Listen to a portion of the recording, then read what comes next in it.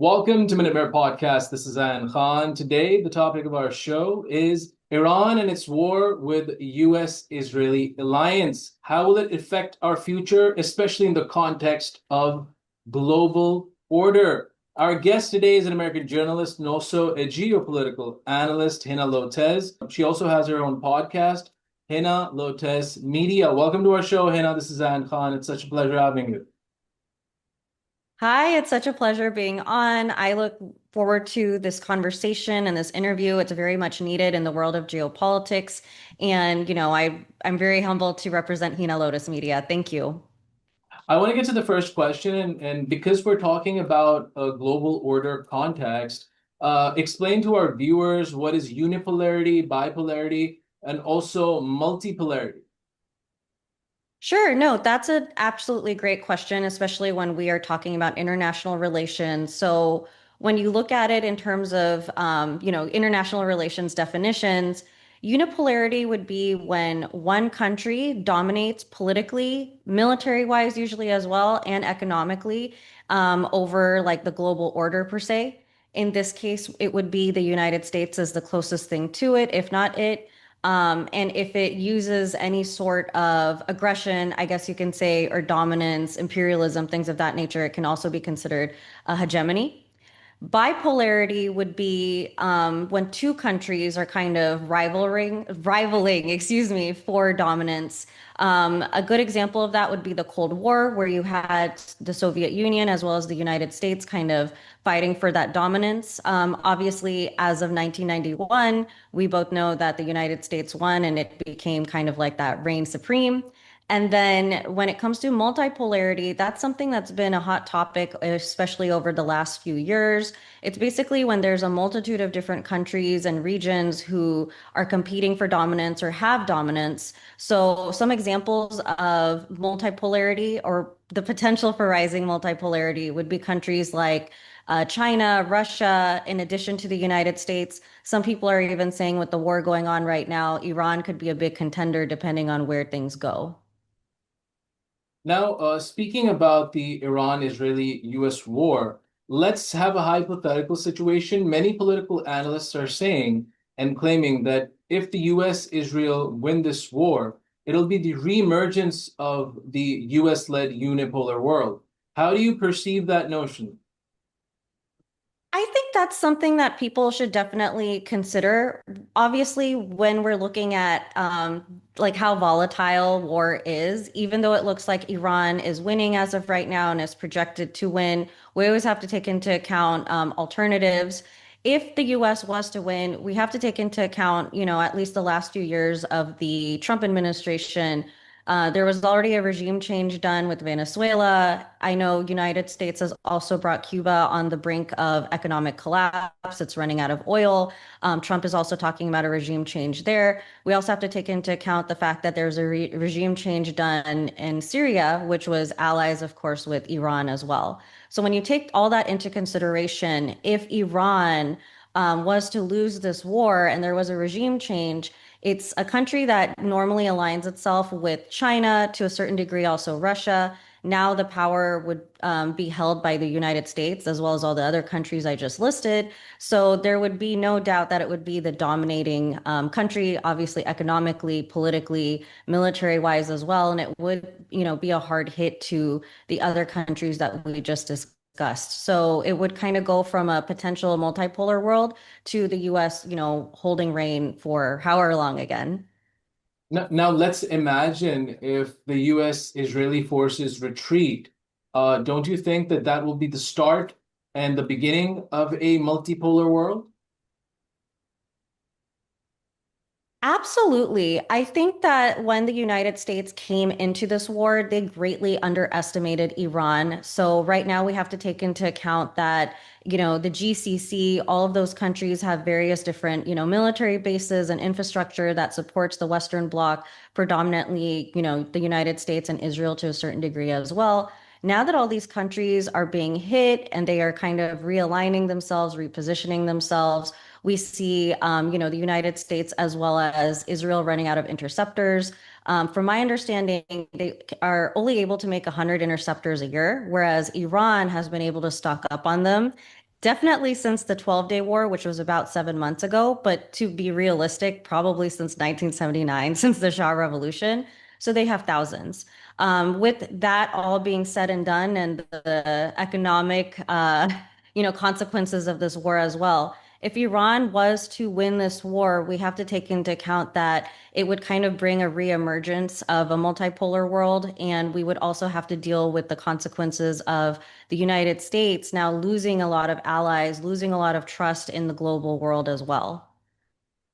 Where do you see regional powers in this whole scene? Where do you see China? Where do you see Russia? Why aren't they intervening to start a solid peace dialogue, especially when Iran is unfairly striking the GCC states? Don't you think that other world powers like China and Russia need to intervene and de-escalate the situation since this war is becoming regional and also beyond? I think that's a phenomenal question, and I'll tell you why. As a geopolitical analyst, I run into this question all the time. We have to take into consideration the fact that in the world of geopolitics, in the world of war, conflict, sanctions, proxy wars, the list obviously goes on and on. Countries are not incentivized by morals, right? They are incentivized essentially by what they have to gain from it. If you take a look at China, China, I think, is really motivated by trading ports and access to those things. Right now, it still has access to the Strait of Hormuz. It is providing intel as well as military equipment to Iran. Iran is winning. So, with all that said and done, China has no incentive to enter the war. When it comes to Russia, we have to remember that Russia still, has an ongoing conflict with Ukraine. I think with all of, the world's eyes on this conflict between Israel, Iran, as well as the United States, it kind of benefits from, the world not putting putting it under a microscope at the time.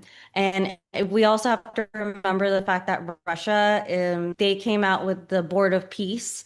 Russia was someone that, decided to invest, I believe it was $1 billion towards reconstruction of the Gaza peace plan.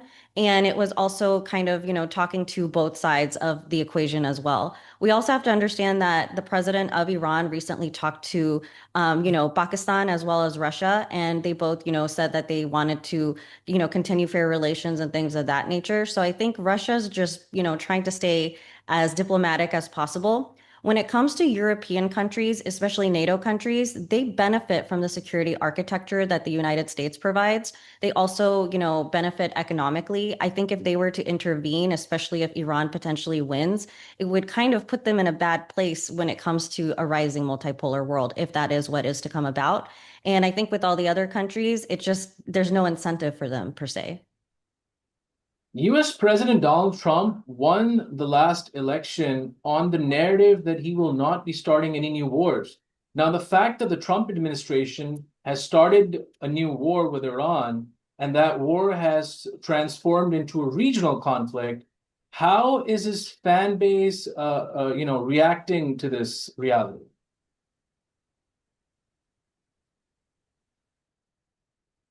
Well, we have to take into consideration the fact that a fan base, especially when it comes to presidents, is never going to be a monolith. I have noticed, especially living in the United States, there's a multitude of people who identified previously as MAGA or Trump fans who are extremely disappointed. They're very angry. They feel like they were lied to.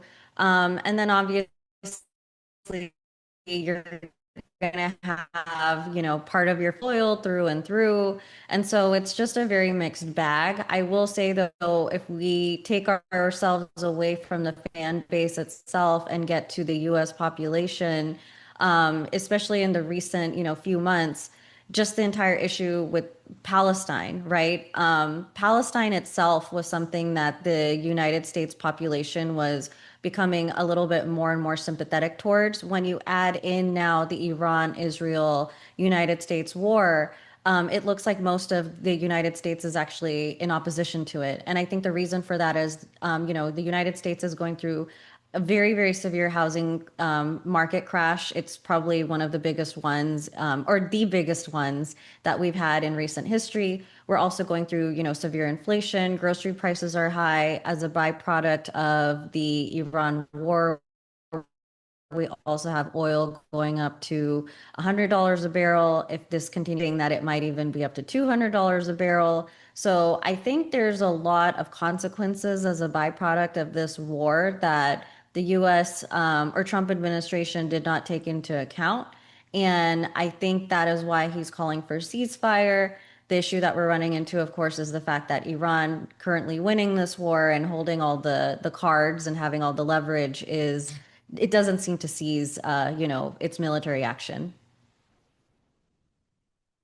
How do you see the future of this conflict? When is it going to start to de-escalate? Because it's being prolonged. Yeah, I think it definitely needs to de-escalate for economic reasons, for global reasons. It's something that is not just even impacting the infrastructure of the Swana or MENA region. It is something that's affecting the global economy, especially with oil prices, with trade, the infrastructure that is now being bombed in the GCC is not just the military bases. Iran did say that they're going to go after the banks. We saw Citibank closing up as of going on in Bahrain, excuse me. So, as a byproduct of this, it looks like the global economy is sinking. Iran is taking full advantage of it and having all the leverage per se, is doing everything it can to get, reparations, to get, some sort of agreements with the ceasefire, probably, wants to have sanctions lifted as well, something that they've had placed on them since 1979. So I think that in order for there to be any sort of ceasefire, the US as well as Israel are going to have to, negotiate with, Iran. Previously, when there were negotiations between Iran and Israel, the Western Bloc. But now, with all the chips out on the table, I think it is actually in Iran's favor. And I think the US and Israel is going to have to negotiate on their terms at this point. I think that's the only way that it's going to de escalate. It definitely has to, because as a byproduct of this war, a multitude of different countries are being affected. We have to remember that there's a multitude of different countries who do trade, who, rely on the security architecture and also have political alliances, military alliances with the United States, with NATO, with the GCC, as well as Iran. So it's a multitude of different countries. And we also have to remember that the Strait of Hormuz is also closed off to most of the world's economy. And that is also something that is hurting the US's relations with a lot of its, allies and trading partners. Thank you so much, Heena Lotus, for being on Minute Maid Podcast. It was a pleasure having you to discuss the recent escalation between the US, Iran, and Israel. Thank you so much. It was a pleasure, and I hope to be on again soon. Thank you.